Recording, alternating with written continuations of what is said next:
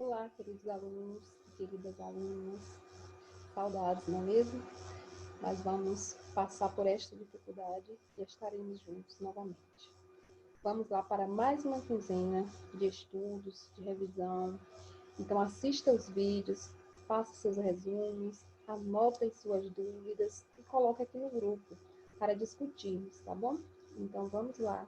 Seus estudos, anotações e tirar as dúvidas são essenciais para a realização da avaliação. Bons estudos!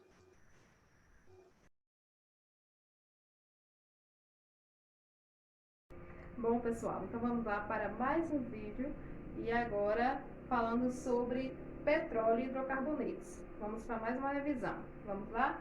Saber sobre a composição, o que dá para fazer com o petróleo. Vamos lá? Então aqui nós temos falando sobre o que é o petróleo, né?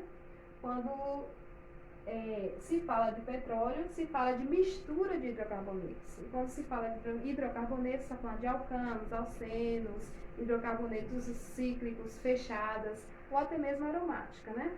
E muitas vezes a gente se pergunta, qual é a fórmula do petróleo? Porque se fala de petróleo, mas a gente não sabe da fórmula. Então, o petróleo não possui fórmula, porque é uma mistura. Quando se trata de uma mistura, não possui fórmula. É o mesmo que eu pedi para vocês para escrever a fórmula do leite. Então você não vai encontrar, porque misturas não possuem fórmulas. Tudo bem até aqui? Então vamos dar sequência. Então o petróleo, você já deve ter visto que ele vem de plataformas marítimas, né? Ou até mesmo de plataformas instaladas no solo. Extrações propriamente do solo. Aqui você tem mais ou menos este cenário, nesse desenho bonitinho aqui. Então aqui está a perfuração e nesse bolsão desse tipo, né, de gases, petróleo que é apolar, água salgada que é polar, então eles não são miscíveis, eles se encontram assim. E quando se começa a extrair o petróleo, ele começa a jorrar, então ele começa a sair de maneira meio que natural, né? Porque a pressão interna é muito maior do que a externa, né? Então, por muito tempo, por alguns meses, vai ter esse petróleo jorrando devido a essa pressão.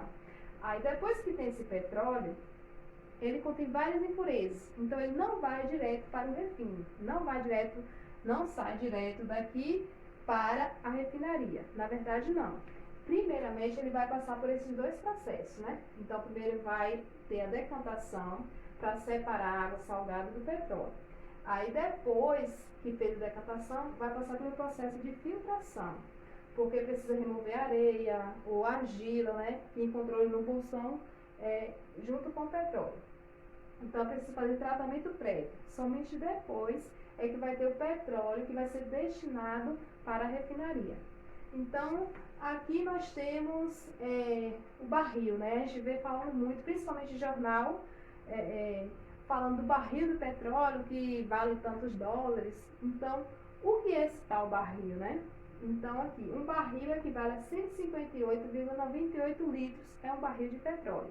E o que dá para fazer com esse barril aqui, né, de petróleo? O que eu consigo extrair após refinar esse barril de petróleo? Então, aqui nós temos o esquema. Então, o petróleo está colocando por aqui, introduzindo por aqui o conteúdo, e aqui em cima vai ter os gases. A partir do aquecimento do petróleo aqui, a formação dos gases vai ser recolhido no topo da fração, né? Então, aqui tem substâncias de pouco ponto de ebulição. Então, pouco carbono, né? De 1 a 4, né? Topo da coluna, cadeias carbônicas curtas, de 1 a 4 carbonos. Então, aqui de gás natural, metano, gás de feito de petróleo, gás de cozinha, vai sair por aqui.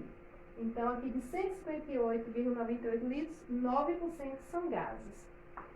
Aí depois nós temos o naftas, de 16% de 5 a 8 carbonos. Então, a nafta pode ser benzina, pode ser éter de petróleo, usado como solvente orgânico. E aí aqui depois temos a gasolina, 26%, né? Quando gasolina C5 a C12, pode ser envolvido também um pouco de gasolina, de avião, né? A partir, aumentando para 13, 14 carbonos, chega a querosene. Aqui no diesel, 43%, já estou falando de diesel e de óleos combustíveis, né? para máquinas térmicas, para navio, ok?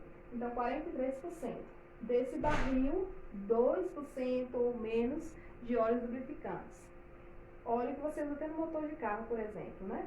E aí, 4% fica para resíduos. Parafina, em torno de 36 carbonos. E mais do que isso, mais de 70 carbonos já chega no asfalto. E não só para pavimentações, não.